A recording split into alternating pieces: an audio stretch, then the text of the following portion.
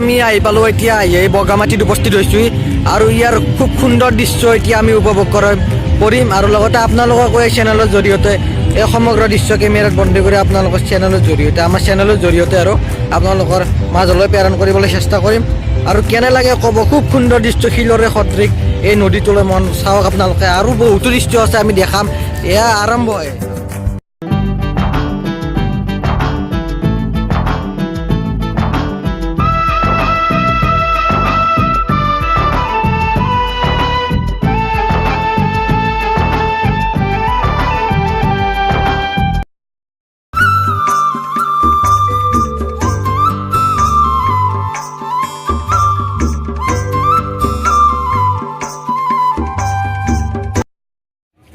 অলপমান ভিতৰলৈ যাওঁ।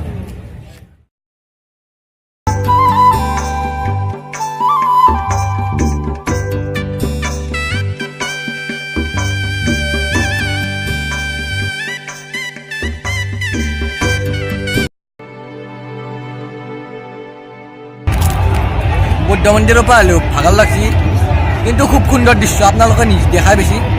আৰু বহুতো সুন্দৰ সুন্দৰ দৃশ্য আছে, ঠাই আছে বা এনেকুৱা জাগা আছে ইয়াত, মই অকণমান দেখাবলৈ চেষ্টা কৰিম।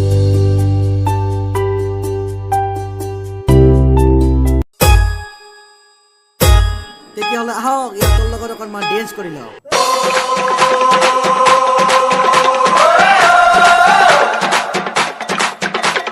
DJ Sai Shiva The Beats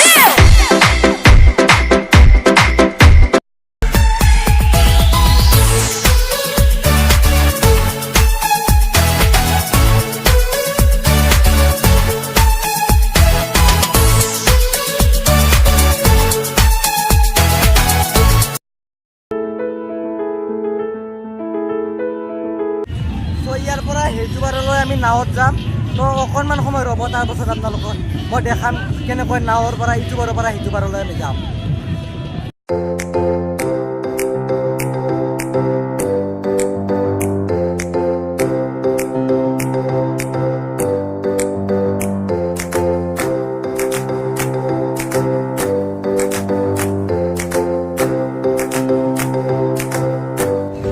এইখন নাৱত আমি এতিয়া আহিছোঁ নদীৰ এইবাৰ পামে, তো চাই যাওঁ আগলৈকে।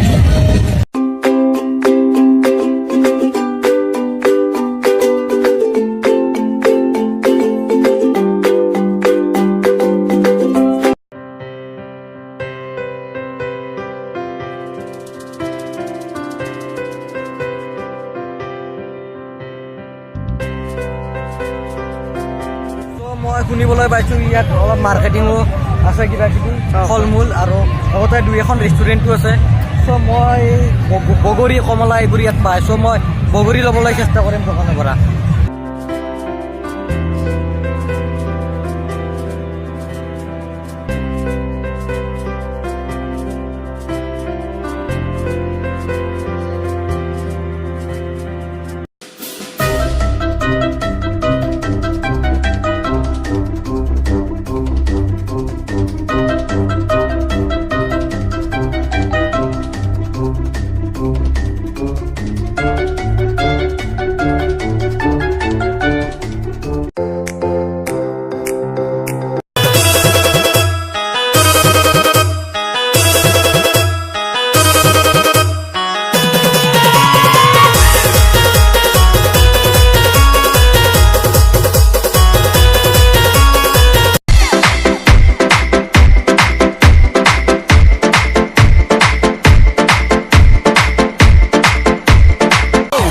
धड़काए और सीटी बजाए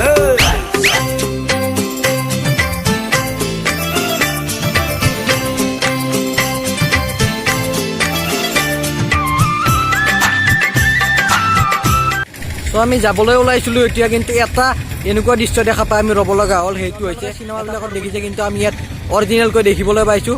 নদীটোৰ সিপাৰে আছে, সেইকাৰণে মই পাৰ হৈ যোৱা নাই, খুব দূৰৰ পৰাই ফ'কাছ কৰি দেখুৱাইছোঁ, চাই ল'লে হ'ল। আৰু এই গুহাটোত মই জানিবলৈ পাইছোঁ, ইয়াৰ স্থানীয় ব্যক্তিসকলে কৈছে যে ইয়াত বছৰত এটা বা দুটা মানুহৰ মৃত্যু হয় প্ৰায়। তো সেইকাৰণে মই গুহাটোৰ ভিতৰলৈ নাযায়, দূৰৰ পৰাই ফ'কাছ কৰি দেখাইছোঁ।